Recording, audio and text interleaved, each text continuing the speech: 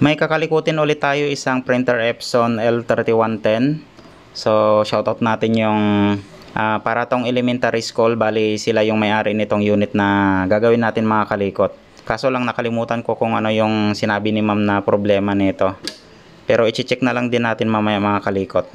Ayun, parang may problema ata to sa printout. So i-check na lang natin mamaya. So bago natin kalikutin guys, maraming salamat sa panonood ng mga video natin. Kapag bago lang po kayo sa aking channel, huwag niyo pong kalimutang i-subscribe ang ating YouTube channel. At pa-click na rin ang ating notification bell para lagi kayong updated sa mga bagong video natin. At saka huwag niyo rin pong kalimutang i-follow ang ating Facebook page. So tara guys, kalikutin na natin siya. Tara!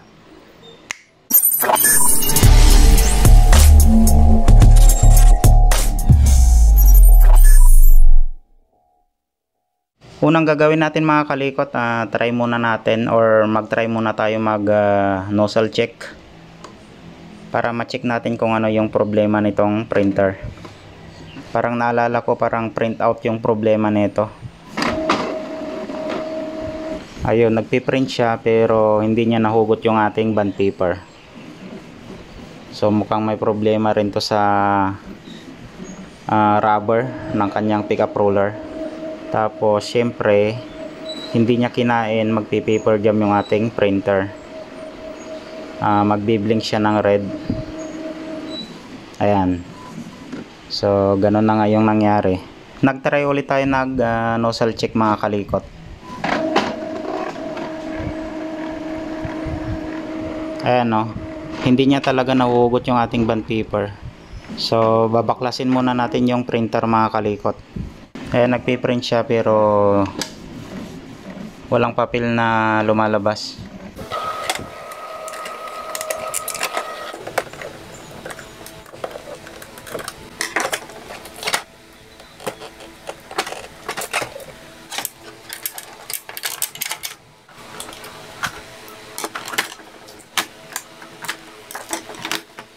Medyo mabigat na rin siya mga kalikot, malamang malapit na tong mapuno. So lilinisin rin natin itong kanyang waste ink pad.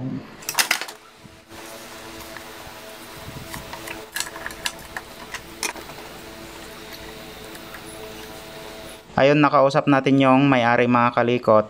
Ilang buwan na daw to na stock, so malamang magkakaroon ng problema niyan sa kanyang printout. So linisin ko muna siya, i-check natin yung lower feeder niya kung ayan, mukhang manipis na rin. So papalitan natin siya ng rubber. Manipis na yung mga rubber niya mga kalikot, yung upper at saka yung lower feeder niya. So baklasin ko muna siya mga kalikot.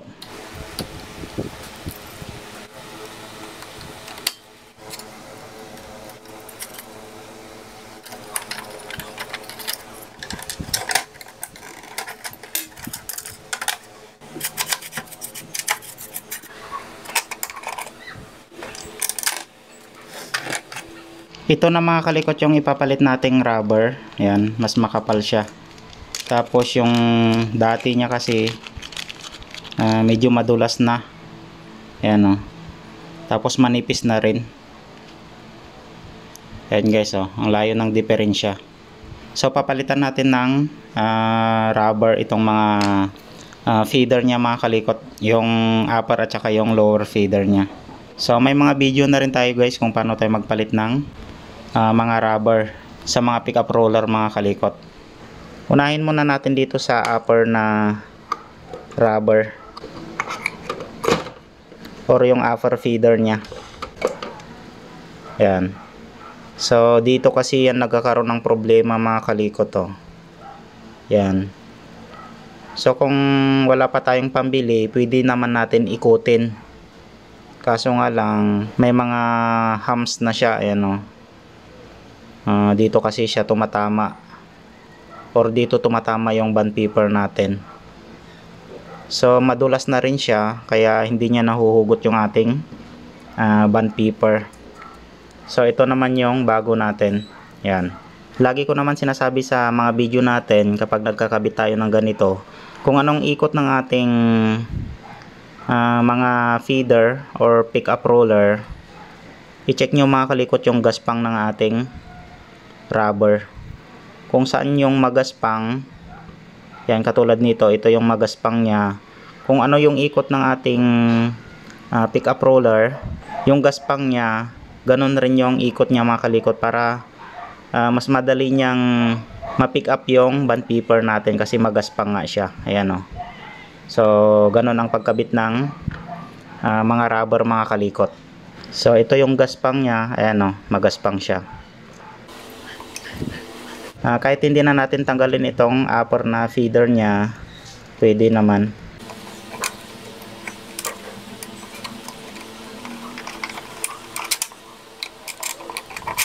Ayan, tapos igitna lang natin. Ayan. Tapos sunod natin yung maliit.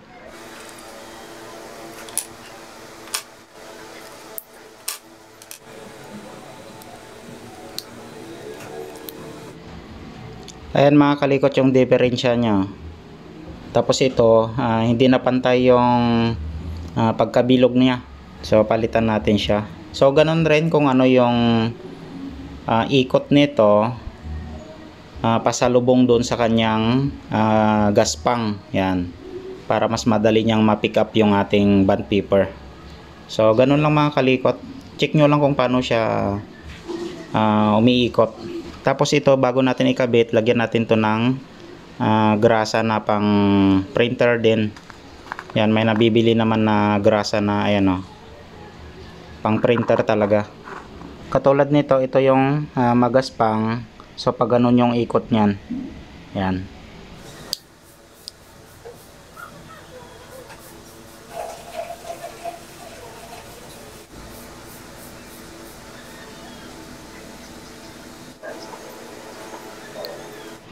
Kapag pares silang naiikot, ibig sabihin sira itong lower feeder niya. Pero kapag i-counterclockwise natin, hindi siya umiikot, ibig sabihin nun, okay itong ating lower feeder.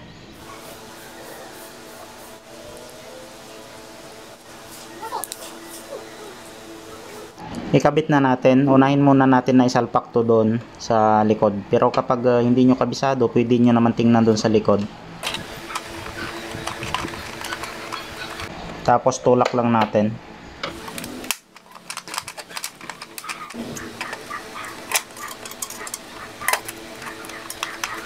Linisin rin natin yung contact ng ribbon. Tanggalin muna natin siya. Tapos yung lagayan ng mga ribbon, brushin natin, lagyan natin, or linisin natin siya ng lighter fluid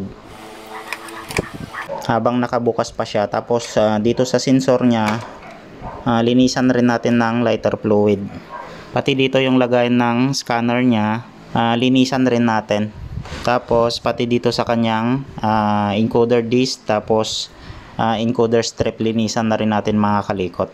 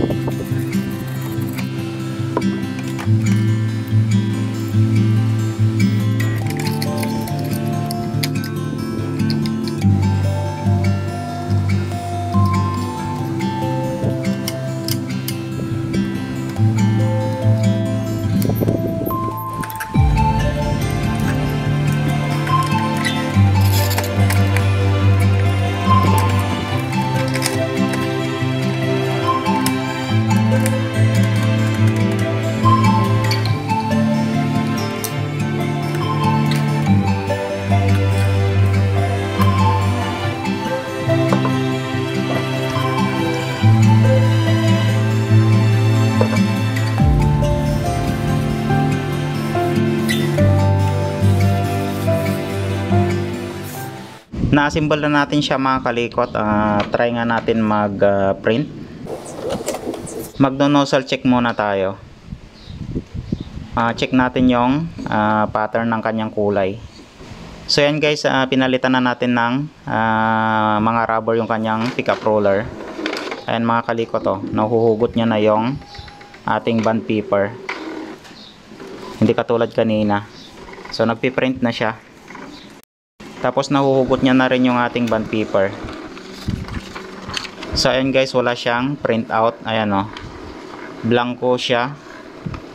Yung kulay blue lang, kaso puro guhit-guhit lang. Mukhang natuyuan yung print head nito mga kalikot. Bali, baklasin natin yung print head niya. Try natin bugahan mga kalikot. Kasi sabi ni ma'am, ilang buwan na daw to na stock na hindi nagagamit.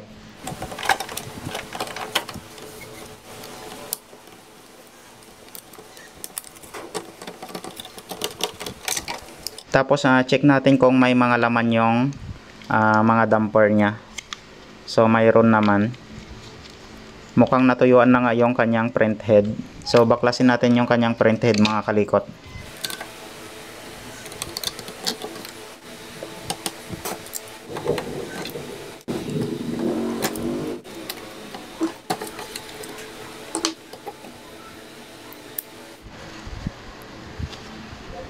Ayan, tuyong-tuyo siya mga kalikot oh. So bali bugahan natin mga kalikot yung print head niya. So bubuga natin dito ng cleaning solution. So update ko na lang kayo mamaya mga kalikot kung okay pa itong kanyang print head, kasi nga walang nilalabas na ink. Baka pati dun sa loob natuyuan na. Bubugahan natin siya ng cleaning solution mga kalikot. Ayan, nakasalpak na siya. Unahin natin yung black. Ayan guys oh.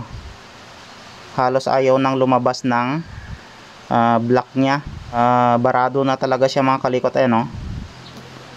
So persado na natin na pinipisil yung ating syringe. Ayaw lumabas ng ating cleaning solution. So wala na to, sira na tong print head niya. So dito tayo sa yellow. Ayan, may lumabas naman oh. Pero may mga stripe siya. Kita ba? Yan. Try natin yung magenta natin. Ayan, mayroon siya. Kaso may mga stripe din. Ito namang blue. Ayan, okay yung blue nya. Kaso yung black natin ayaw nang lumabas ng cleaning solution natin. Ayan oh, tigas. So barado na siya. Ayun, ayaw talagang lumabas mga kalikot. Kailangan na talagang palitan ng print head to mga kalikot. Pero try ko muna na ibabad sa maligamgam na tubig. Baka lumambot yung barado. So wala, hindi natin mapalabas yung cleaning solution natin dito sa print head. Sa black siya nagkaroon ng problema, tapos yung ibang kulay niya stripe yung buga ng ating print head. So try ko muna siyang ibabad kapag wala na talaga. Kausapin muna natin yung may-ari kung papalitan ng bagong print head. Update tayo mga kalikot dito sa ginagawa nating printer Epson L3110. So kahit anong cleaning natin mga kalikot, hindi natin mapalabas yung kulay niya na black.